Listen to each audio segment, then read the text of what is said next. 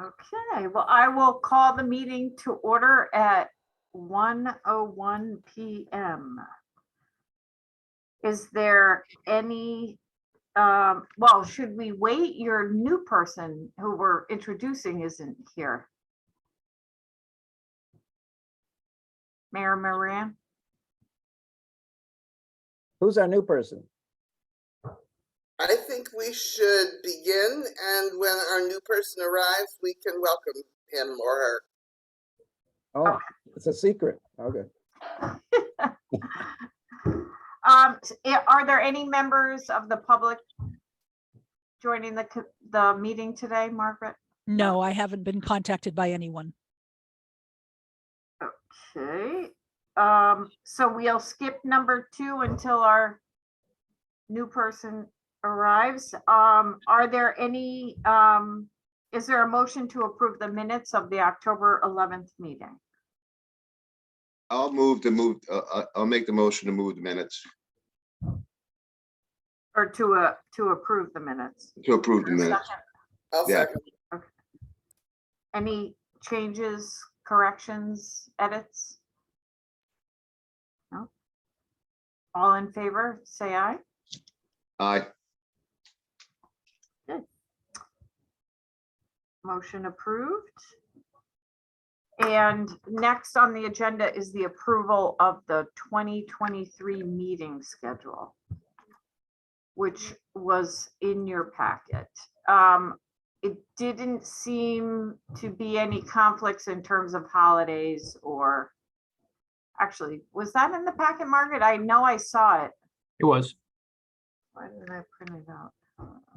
There's a Word document, I think.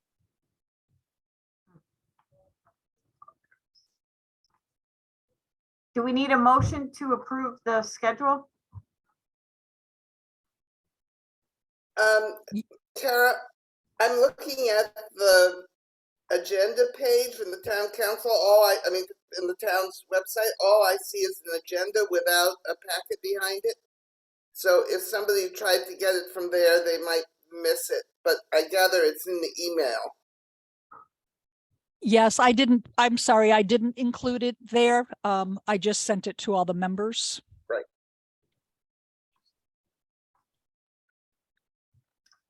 Yeah, I think it's there were attachments made like in the Outlook calendar sort of entry. Would you like me to share those dates out loud? They're all Tuesdays at 1 o'clock. February 14th is the first one, April 11, June 13, August 8, October 10, which is the Tuesday after Indigenous Peoples Day. So that's the Tuesday after a long weekend, and December 12th. So is there a motion to approve the meeting schedule? So moved. Second. Okay, all in favor? Aye. Aye. Okay, great, motion carries. Kara, I believe that Dale has joined us. Yes, so would you like to do the honors? Sure. Since I haven't actually met him yet either. Oh, well, not only have I met him, he was at my dinner table on Sunday. Hi, Tony. This is Dale Rose. He's a university appointee. He's The town the appointee. town appointee. Excuse me. Okay. Another university community member, but a longtime Mansfield resident. And we are pleased to have him here. Dale, would you like to say something as an introduction of yourself? Well, thank you. Sorry I'm late. I just could not find the code. I was having some problems on the computer. I'm just actually excited to be participating in this committee, which seems to be involved in some very vital activities that are there for the university and for the community, and coming together and supporting each other in the best possible, most healthy way we can. So Dale, I gather that you sounds like you're at UConn. Maybe just a couple words on in what capacity? Oh, I'm retired from UConn. Okay, But I was for 15 years the director of performance training, both for the Masters of Fine Arts and the Bachelor of Fine Arts within that program. And many, many, many of our students have gone on to pretty decent careers in the profession. great. Welcome. Thank you. Including the star of the CRT event that closed on Sunday. Yes. And she opens in a series on the 13th. Her birthday's today, I believe, and she opens in a series on FX on the 13th. So Wonderful. Should we go around then? I'll just call on people. Paul? Yeah, I came to Mansfield in 1952. I was a college brat. My father was on the staff, and I had a career outside of UConn, but I came back in 1992, and I'm retired now from working in agriculture. Great, and I forgot to introduce myself. I'm Carol Workman. I'm Director of University Events and Conference Services, and I'm the liaison to the town of Mansfield and co-chair of this committee. Brian? Yeah, good afternoon, Dale. Welcome aboard. My Thank name you. is Brian Coleman. I'm on the town council. I am a resident of Mansfield since 2008. Graduate of the University of Connecticut, as my two children are too. And I'm also a retiree of the University of Connecticut. I worked there for 27 years, and I look into more collaboration with the university in the town of Mansfield, and I'm glad to have you aboard. Yes, I should also have mentioned that I've been a resident of town of Mansfield since 2005. So. Great. Jennifer? I'm Jennifer Kaufman. Welcome, Dale. I'm Director of Planning and Development. I've worked for the town for several years and was just recently appointed the director. Thank you. Welcome. Welcome. John Armstrong? Hi, welcome, Dale, and congratulations, John. Jennifer. It's great news. Welcome, Dale. John Armstrong, Associate Dean of Students and Director of Off-Campus and Commuter Student Services. I work, Dale, with all of our commuter students and our off-campus students. I liaison with state police, faith leaders, a number of different folks in the town of Mansfield, and I manage our bias protocol at UConn. And we've been in communication on a particular situation on Birchwood Heights. I do remember, yes. Yeah. Thank you, Dale. Mm-hmm. Ryan, do you two know each other? No. I called on you first. I'm sorry. No, that's fine. Hi, Dale. I'm Ryan Ellsworth, Hi. town manager. We moved here just a little over 2 years ago, and definitely engaged in a wide range of board and committee work in my capacity as town manager. Okay. Rob? Hi, Dale. My name is Rob Miller. I'm the Director of Public Health for the Eastern Highlands Health District in the town of Mansfield. We engage with the university at a slew of levels. Most notably, we work pretty closely with student health and wellness on a number of items. Also with their environmental health division and other entities as needed. I, for one, have been a resident here in Mansfield since 71. Professor's brat, local guy all around. So welcome. Thank you. Mhm. John? Hi, Dale. Welcome. I'm John Basington. I live in the town of Mansfield. I'm a UConn alum, and I serve as the University Landscape Architect and Director of Site Planning at UConn in the Office of Planning, Design, and Construction.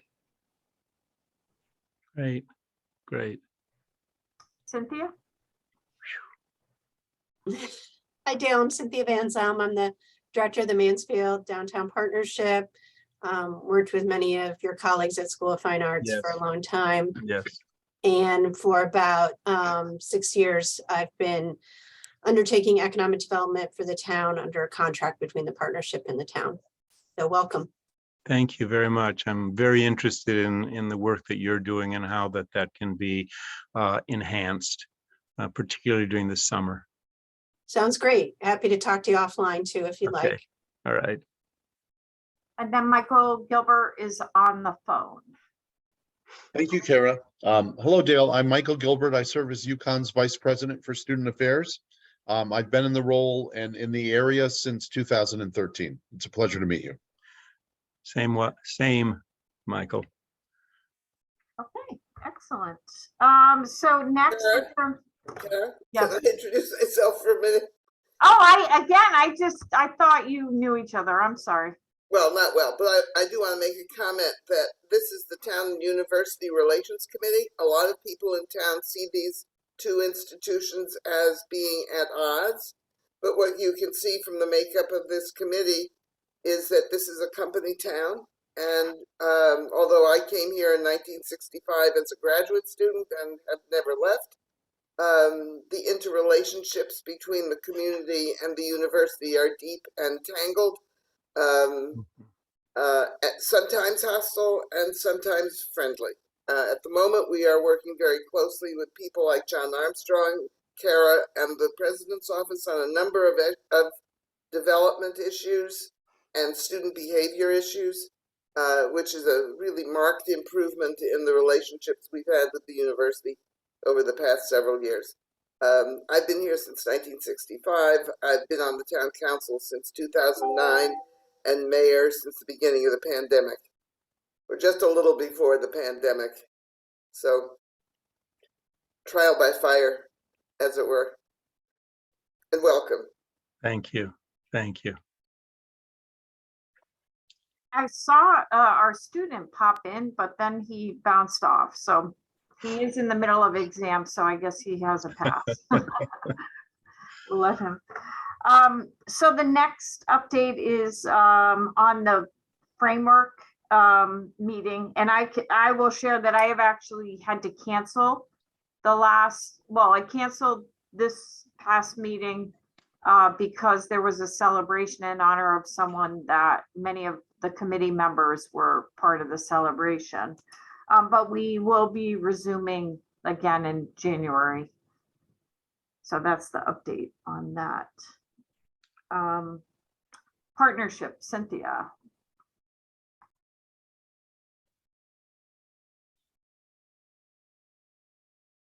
Kara, if I can just jump in for a second, the agenda that we ended up posting was much abbreviated compared to our earlier drafts. Oh, okay. So the agenda, the next update is really the UConn fall semester with John Sergeant Merrill, who is not present, but that was the next item. And then just other updates or progress to report. We kept it short and sweet.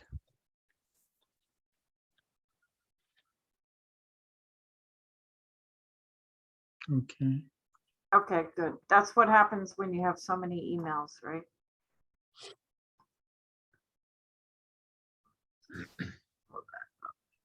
So I asked that this item be on the agenda because we have come to the end of the semester, and it would be nice to know how the semester went, how there are any major issues, and what the forecast for the intercession and the spring is.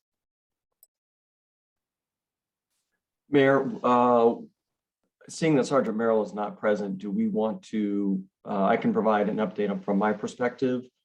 I'm reaching out to Sergeant Merrill now just to see if he's available. Okay. And I can, while we're waiting for Sergeant Merrill, I can talk about our process and how we work with, sorry folks, my camera I had so many issues with it. I can talk about our process of what that looks like and how we receive information and what we do with it. This fall semester was, I will say, over the past 3 years, pre-pandemic, we've returned to what we were seeing pre-pandemic in terms of incidents. The highest number of incidents we saw was actually during 2020, during the pandemic, which was strange for us. We see a lot of students off campus and a higher number of events than we ever saw before, social gatherings. This year, we've returned to a sense of more normalcy post, not, we're still in the pandemic, but experiencing incidents as we typically saw them pre-pandemic. Sergeant, the way the process typically works is I receive complaints from two different ways. One is through neighbors living in the community or community members. The other way is referrals from the state police, and the state police refer those to us via a very specific process we have on campus through a Maxient link. Maxient is our system we use to maintain records on student behavior in a variety of different capacities. And I will say that Sergeant Merrill has been a great partner in working with him over the past fall semester. He has provided us all the referrals in terms of engagements he has seen and updates on social gatherings he's gone to. One of the challenges that I do face and continue to face, and Mr. Rose, I know you are here, and if you're okay with me talking a little bit about our situation, it would be helpful to use that as an example. Yeah. There are times when I provide a report weekly to the university internally of what we're seeing in terms of incidents from the week prior. And if we do not see referrals from community members, neighbors, or from the state police, that report usually says nothing happened.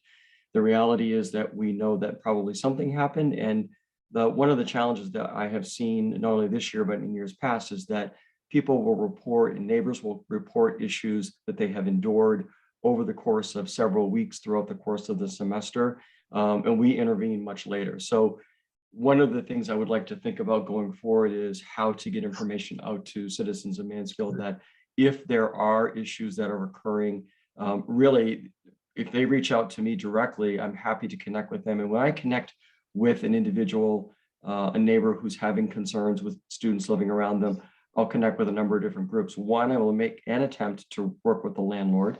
And in the case on Birchwood Heights, we've had success with that. In other places, landlords are not as receptive to speaking with me or being a part of that conversation. I'll also involve the state police and then housing code. So Mike Ninto's office to be involved in as well. Brian, I see your hand up. Yeah, John. I'm a landlord in town. I've been a landlord for 30 years.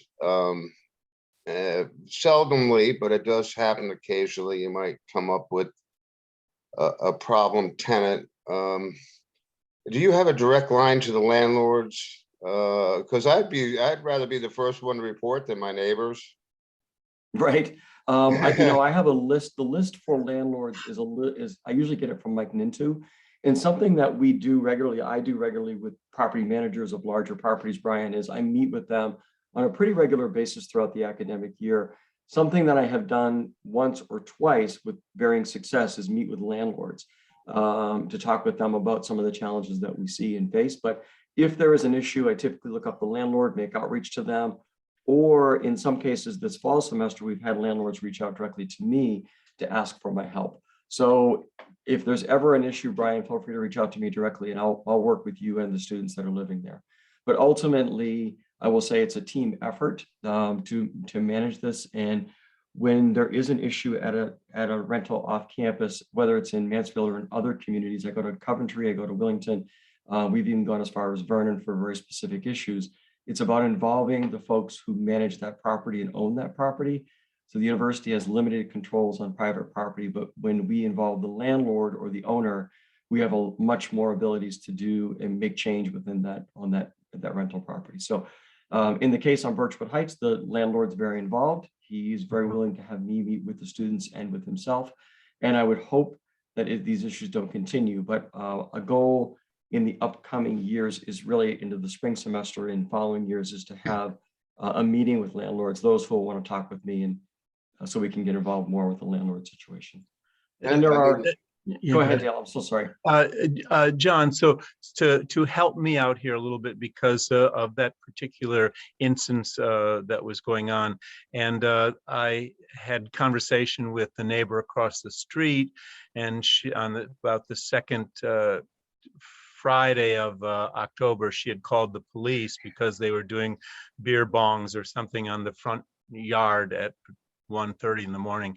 And so I didn't know about that, and she didn't know how to contact anyone. So do I share your information, or how would you want me to proceed when I'm in conversation with neighbors, not just on our street, but elsewhere? Well, that's a great question. I think even for Ryan and for Mayor Moran is, are there abilities within the town of Mansfield where what we do as a team, when I talk about a team effort, is the work that we do to engage with students living off campus. We want the best for the community of Mansfield. We want the best for the students. And so if there's an opportunity for us to say, hey, we're here. And when I say we, it would involve Sergeant Merrill, myself, Mike Tintu's office, and hopefully, I will say, hopefully the landlord in many cases. And so having that consortium of people that would work together to work with students living off campus is our ultimate goal. And things to keep in mind going into this process are, we see issues ranging from, loud, large parties to students sitting on their deck at 10 o'clock at night talking. And the reality is the state police, and I won't speak for Sergeant Merrill, but they will distinguish between, what is a violation of local, state, or federal law and what is really normal behavior happening at any residence. So Sergeant Merrill is here. Sergeant Merrill, we're just talking a little bit about the process I have from the university.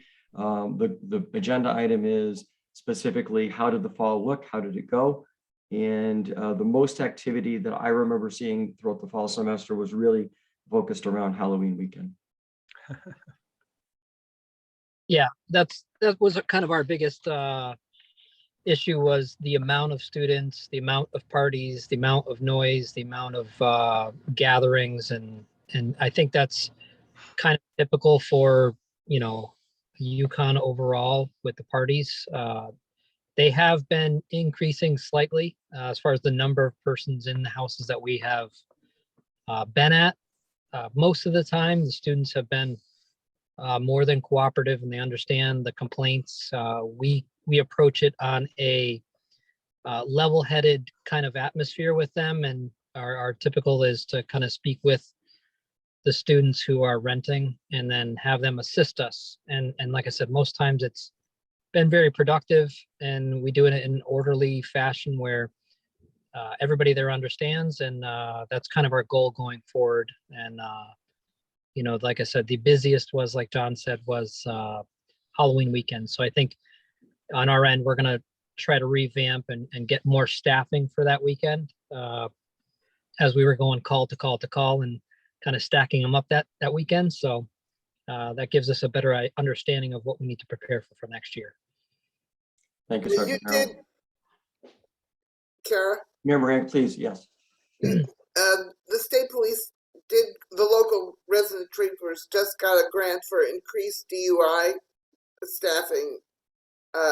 Usually that's been spent around problem weekends. Is that what you plan to do? So typically the DUI grant for DOT, they specify when we can do the DUI patrols, and that's part of the grant process. And typically we kind of present to them that we would prefer X, Y, and Z. So we have a little bit of wiggle room, but it's very minute. And that I think is something that I can focus on doing the additional patrols around Halloween weekend, because they do allow it. However, they only allow typically a limited amount of it. So the goal going forward is, obviously we had those issues. So with the combined DUI grant and the party patrol that we have, hopefully this will help combat a little more so for next year. Thank you. Are there any questions? You had asked also, Mayor Moran and Ryan, about the spring semester. The spring semester will be very similar to the fall and how we do our points of engagement.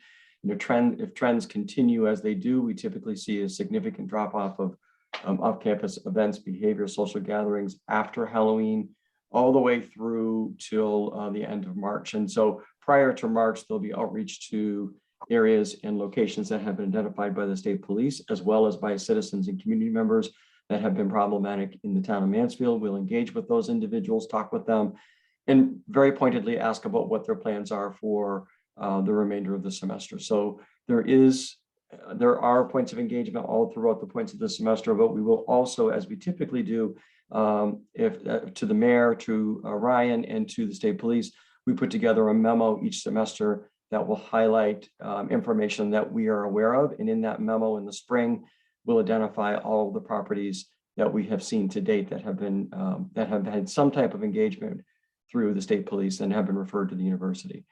And we'll also talk about weekends that will be weekends of concern. And that will continue. We'll continue doing that each semester. Oh, sorry. I was just gonna ask John, or I guess direct this to you and Tim, but John, I'm gonna forget his name and I forget the job title, but you essentially have a counterpart who does the student life, the residential student life aspect on campus, right? There is, right, there's a number of different people in residential life that do this work. So Kim Beardsley would be the student welfare person that would most likely work with student conduct on campus.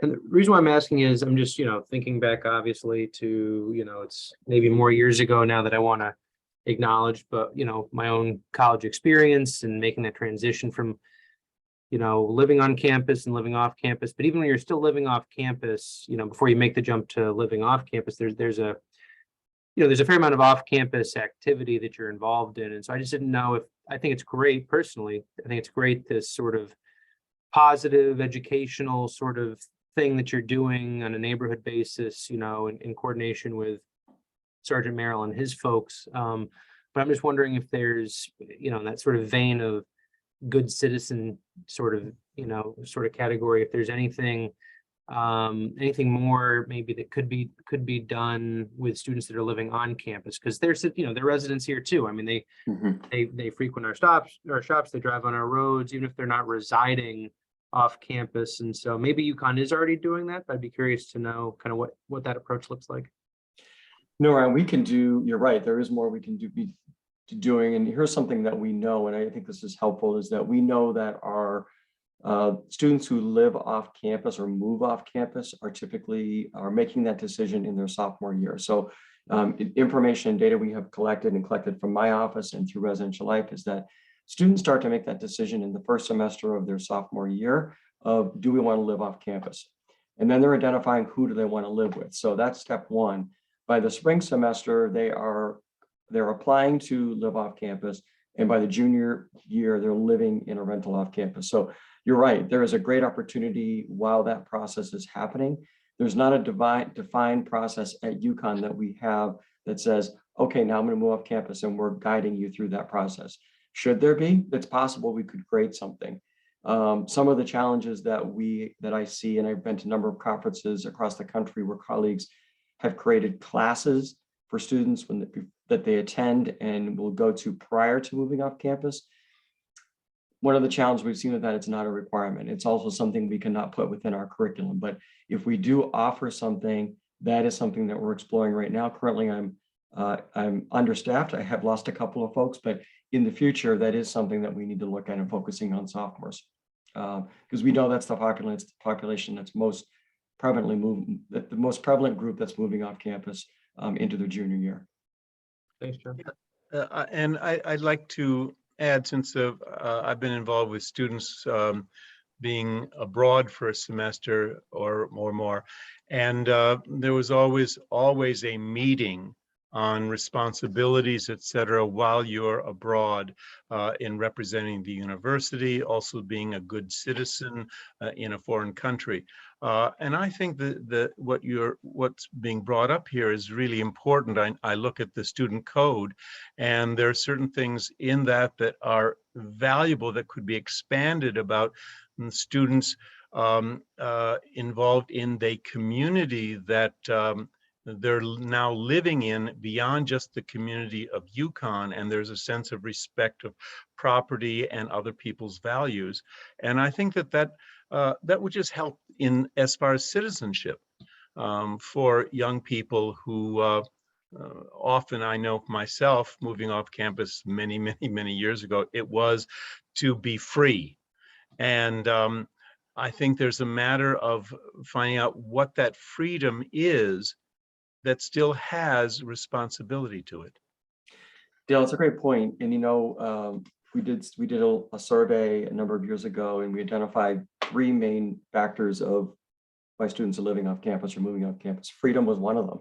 And you're 100% correct that freedom means different things to different people. Mhm. One is I want to cook my own food. The other maybe I want to have 50 of my closest friends over for an event. And so freedom for the intense purpose of understanding what it is for each student is unique, and finding ways to engage with that sophomore population is something that we can take a look at. It's important to also understand that we never require students or really track where students are living following their on-campus living environment. So if they're moving off campus, once they're off campus, we really need to try to engage with them prior to moving off. And Yeah. that can be challenging because many of them don't make that decision until late in the spring semester. And at that point, we're getting close to April and close to the end of the academic year. So finding those points of engagement Mhm. is something that we'll take a look at. And I have another number of colleagues who've identified programs where they have done this. Challenges that they face, even in the best programs across the country, are it's not required, nor can they require it. Yeah. And we're talking, a good number of students that would need to go through a program like this. So requiring it and getting to all students, there may be some online modules we can create. That's what some institutions will do, and we can look to do that. Brian, you had your hand up. Yeah, I run to a good deal of international students. I find many of them experience culture shock and homesickness and depression and other issues when they're away from home so long. Does the university offer any help along those lines and acclimating students, international students, people not familiar with American culture? We do, Brian. Actually, I lead a webinar through my office for the International Students and Scholars offices. We have a group called ISSS, and they are our direct connection to our international population. And the point of engagement begins with any student who's international coming to the US very early. It becomes at the point of when they have applied to come to this institution, but also I lead a webinar on what it means to live in the community, not only in Storrs, but also Stamford, Waterbury, in Hartford. So leading those initiatives very specifically about what they should expect when they're coming here, all the way to the point of a lease in the United States is very different than what a lease means in other countries. And so in other countries, and we've seen this before, is that an international student will come here and they'll live in a lease for maybe 2 months and say, I don't like it here, I'm going to move in with my friends. And we say, you really shouldn't do that because it's illegal and you have a legally binding contract with your current landlord. And so one of the things we talk a lot about is what does it mean to sign a lease in this country? And when you do sign that lease, it's not as easy to walk away from it as it may be in other countries. So that's something that we have increased. We've also talked about transportation. So coming to Storrs, Connecticut, public transportation is not always as readily available on some of the areas of Mansfield as it may be in the main thoroughfare. So we talk about if you see a place that's a mile away, it may be that you're walking to campus, you may not be able to get a public transportation. So, and students with emotional and mental health issues, we have a lot of processes in place and systems in place to support them. So yes, Brian. If you could provide me, some resources or links that I could provide my tenants, because they ask. So I think something that's really important too is the universities, our Counseling and Mental Health Services has also moved in the direction of offering a 24-hour service that is a virtual service that students can connect with. So, the idea of if a counselor's day ends at 5 p.m., there are now continued resources, not only on an on-call basis, but through a virtual setting that we have. So a lot of different changes. We have a new director for mental health, Christina Stevens, who is wonderful and has created a lot of different ways that students can engage with them, not just during the workday, but also, on the weekends, at night, when a student does need them. So there are lots of availability. I'll put the link in the chat for Counseling and Mental Health Services. Thank you. You're welcome. The mayor has had her hand up. Sorry, Amaran. I want to come back to landlords for a minute, because among the landlords who are cooperative, there is also a group of landlords that is distinctly not cooperative with our programs. One of the things the town did a couple of years ago, and I don't know whether we're still doing it, is whenever a person registers a residential unit that will be a rental unit, we were giving out a package of information that included contact information for all sorts of people. Ryan, are we still doing that? Yeah, I believe we are. Okay, and we also expanded it to new residents in town at one point. Yeah, I'm not as confident that we're doing it. You mean just like basically like somebody moves into town, buys a single family home? Yeah, I'm not confident we're doing that. But as far as new landlords, people converting properties to rental properties, that piece I'm pretty sure we're doing. How about at the point of the 2-year renewal of the license to rent, the certification? Yeah, I'll double check. I'm pretty sure we're doing that as well, but I'll have to double check with Mike. Okay, that would be useful because and I think the more times we do it with people, the better, because people will always lose that stuff. Thank you.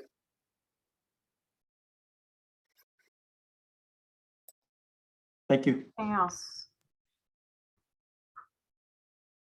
So next item on the agenda, Tony, you had other updates or progress to report. Was there an update or a progress you wish to report? No, I just wanted to see if anybody else had any progress. Anybody else?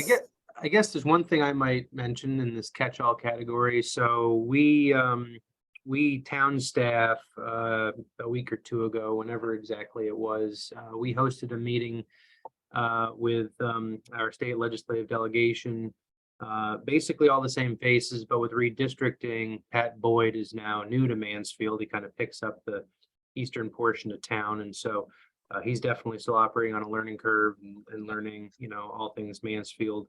But with Representative Boyd and Representative Haddad and Senator Flexer, we kind of dove into some discussion about high priority town projects and initiatives that are sort of either ongoing or on the horizon. And the one in particular I wanted to just mention to this group, because I think it's shared interest, is we talked at great length and of course are looking for their support with this for the multi-use trail that would connect the downtown area basically by starting at Tower Loop Road across from Horse Barn Hill and extending up to the Four Corners. Last couple of years, we've been approaching Congressman Courtney's office looking for funding through various earmark programs. It's about a $3.5 million project. At least that's where it stands now. Of course, costs are escalating annually. But this would be a multi-use trail. It would be bike and ped friendly. And as everybody knows, I think everybody's aware, there's a lot of high impact, highly transformational new development, multifamily development that's on the horizon at the Four Corners. And as that happens, it'll take a couple of years for that build to happen, even if we're, talking about the projects that are already kind of in the review pipeline right now. But the need for that path, it's only going to increase. It's already needed for pedestrian safety, kids walking in the road on 195 at night, which isn't a good thing. But if we project out a few years and there's hundreds and hundreds of whether they be undergrads or other student population that's living out in the Four Corners trying to get to the downtown by means other than car, this connector, this path, this trail is going to be that much more important. So this is definitely a project that we're hoping UConn, we can stay engaged with, not just engaged, but hopefully, use UConn's institutional heft and support to get behind this. Every community has needs and infrastructure needs right now, but we genuinely think that this project is of critical importance. And so we're going to be pursuing state funding, federal grants, basically anything that might be a fit for it. And so I hope UConn will stand ready, willing, and able to kind of jump into the pool with us. Ryan, do you want to also talk about the roundabouts? Yeah, so there's a new wrinkle to this that we've been talking about of late. So kind of in parallel fashion with some of these other, this discussion about this multi-use trail, obviously a lot of the folks on this call are very familiar with the road safety audit that was recently completed, and part of that work, or part of the findings, I should say, of that audit, talked about the advocating for the town seriously considering installing roundabouts in a few key areas. And that particular geographic area of interest was kind of the downtown segment of 195 and then the near downtown segment of 275. But in that theme of roundabouts and what roundabouts can do to promote safety, pedestrian safety, vehicle safety, or otherwise, what the mayor's alluding to is, and this is a very sort of early stages concept. It hasn't been, analyzed in a deep way yet, so I should offer that as a qualifier. But as we think about this trail that would connect basically the Horse Barn Hill area to Four Corners, our engineering folks have worked up a concept for what would actually be a pair of roundabouts at the Four Corners. So that's a terrible intersection for a number of reasons. It's a whole bunch of car lanes, so it's really tough to get from one side of the road to the other. There's no median, there's no pedestrian refuge there. It's also, an intersection, traditional street light intersection, is not good from a traffic moving the traffic standpoint. And just to call a spade, it's kind of an ugly intersection, right? It's not a very attractive gateway at all as you come into the downtown stores area on 195. And so given that that's how, a huge number of motorists come to town, for that to be sort of your first signal that you're arriving at something, it's just not the best, and a couple of roundabouts. So one of them being at 320, that intersection, and then a larger roundabout right at the sort of the Four Corners, as it were, with aesthetically pleasing plantings in the center median or the center island. You could really do something from a gateway standpoint that really signaled, oh, I'm arriving, I'm making a transition into a downtown area, to a campus. It just looks well put together and well thought out. Plus, it's just better from a safety standpoint. So we are looking to think a little bit bigger than just the trail. So these would be kind of part and parcel together. So a pair of roundabouts potentially integrated with this multi-use trail. So kind of a rework of that corridor. And of course, that does increase the price tag of the whole project. The trail alone, like I said, about $3.5 million. What I've described with a pair of roundabouts added in, it's about a $10 million project. So that's where our current thinking is, and we'd love to talk with our partners at UConn from a design standpoint as we go a little bit further along in this and get your thoughts on that as well.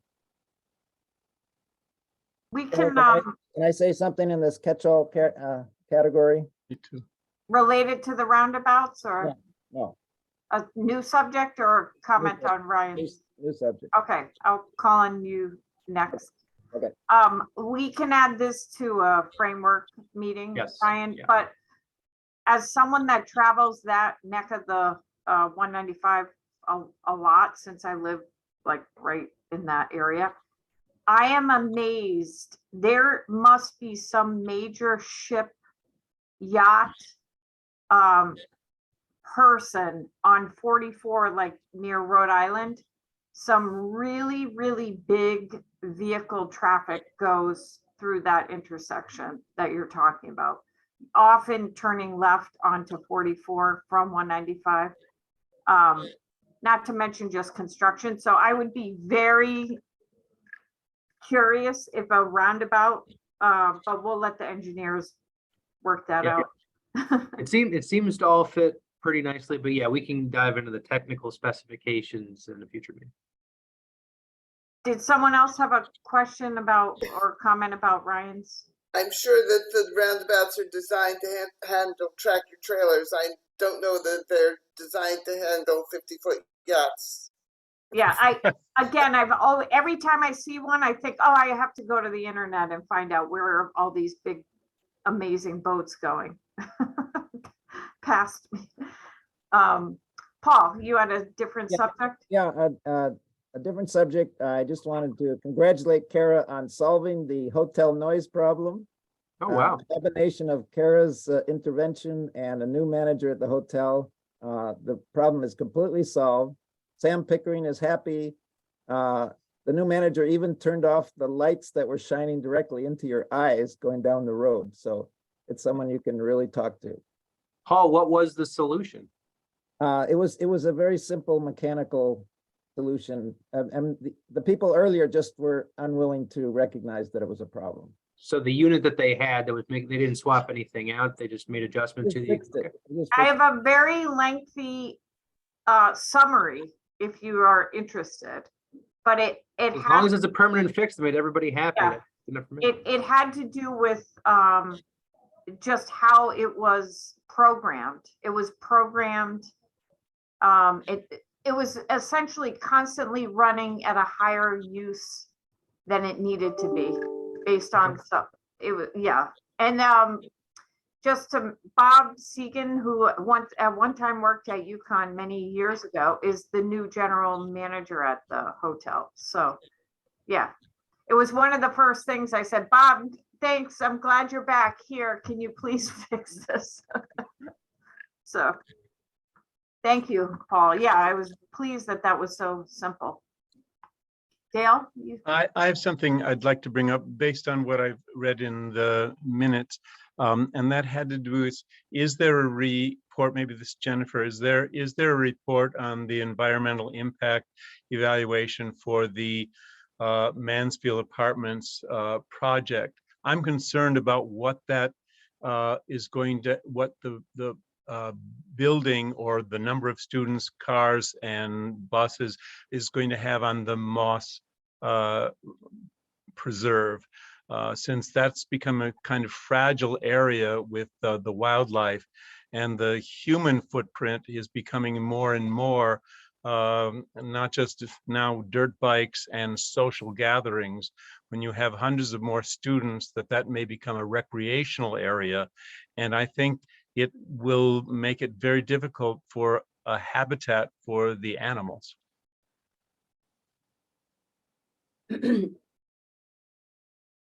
So the town did submit comments, Dale, but I don't know the status of that. Sean may.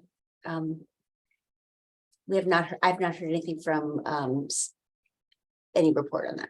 Okay. Because if there's a way to help balance or balance what is necessary for the Moss Preserve as well as the new dormitory, so that it's the impact is minimal as much as possible. Otherwise, I'm just concerned about how I've seen the diminishing wildlife in that area in the many years I've lived here. And it's been very calm for the last 2 generations, at least, with those Mansfield apartments. So, Kara, Okay. the part of the answer is, Dale, if you look at the minutes for the town council from either our last meeting, not last night, but the meeting before or the meeting before that, at one point you will see in our minutes the letter which we have jointly signed, both Okay. the town council and PCC. And yes, we have some of the same concerns. oh, I'm I glad. think it was the first meeting in November, first town council meeting in November. It was discussed. Sean, you had your hand up. Yeah, I'm happy to share with the group that the comments were received as part of the SEPA process. They were, they're with our consultant. We're preparing the next step in the SEPA process, which is the record of decision, which will go to be published in the environmental monitor and sent to OPM for their determination of adequacy.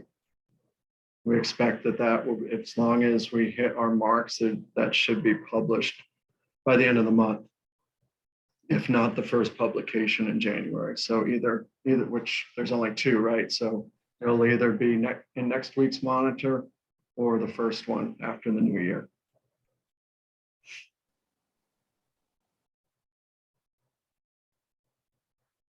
Good.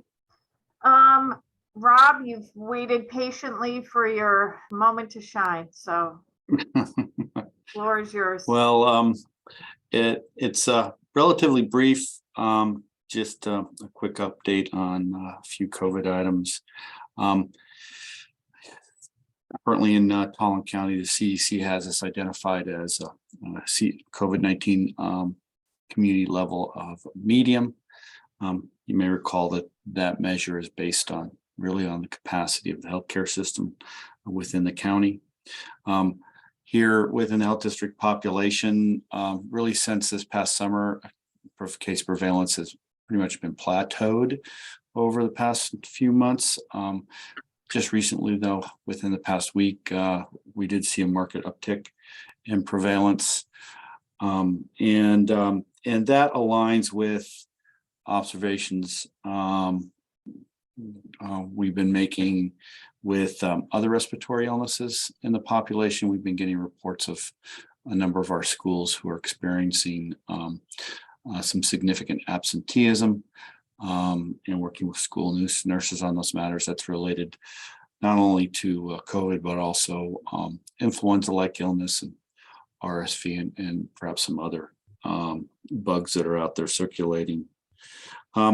We continue to operate clinics weekly. They've been relatively slow the past few weeks, but we are still taking an opportunity when we can to do a pop-up clinic event to kind of target larger groups of people, and those have been pretty successful when we do them. We've modified our clinic formats. We're expanded kind of the prevention education piece of our clinic formats. We're passing out kits, we're passing out materials and information, working hard to answer questions and to make sure that participants are leaving with more information than when they came in with.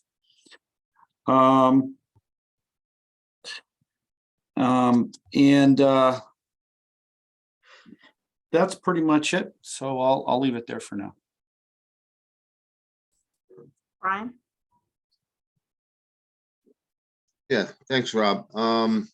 What is the most updated booster for COVID-19? Well, the bivalent, which is out there now by both Moderna and Pfizer, is the recommended booster on the market right now. I got one at your clinic maybe about 3 weeks ago. Would have been that one at that time? Only if you had completed your primary series of shots. The booster is a booster. Yeah. And is indicated once you've completed your primary series. So yes, if you came into our clinic and it was a booster, then it was the bivalent. Okay. All right. Thank you. Mm-hmm.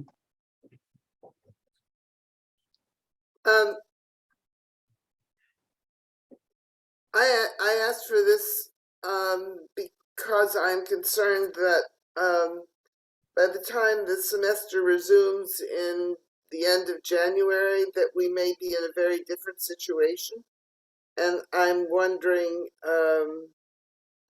if there's really serious increases in hospitalizations, either due to COVID or to flu, whether the university's plans for accommodating this. Kara, this is Michael Gilbert. I'm happy to offer a few comments. So again, Michael Gilbert, Vice President for Student Affairs. I can tell you that the current plan of the university is to extend the fall guidelines that are in place into the spring semester. And you can find all of those detailed plans and guidelines listed online on the campus guidelines COVID page. But in quick summary, I can tell you that we will continue to require vaccinations for newly enrolled students who will be attending the university in person, which is also the guideline that's in place for faculty, staff, and employees at the university.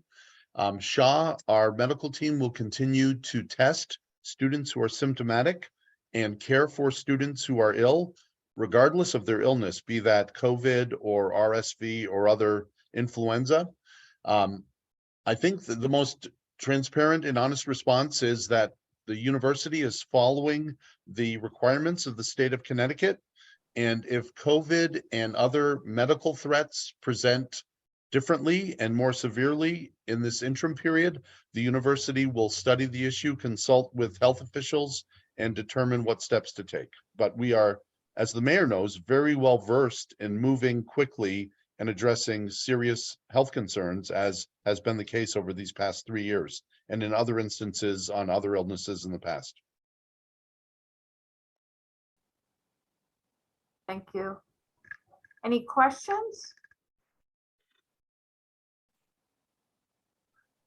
Okay, are there any future agenda items anyone would like to add?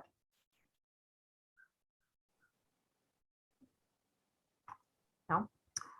So is there a motion to adjourn? So moved. Mayor Moran, is there a second? Paul? Okay, all in favor? All right, Merry Christmas, thank everybody. you. Yeah, happy holidays. Happy everyone. holidays, everyone. Be Thank well, you. everyone. Merry Christmas. Yeah, Merry Christmas, everyone.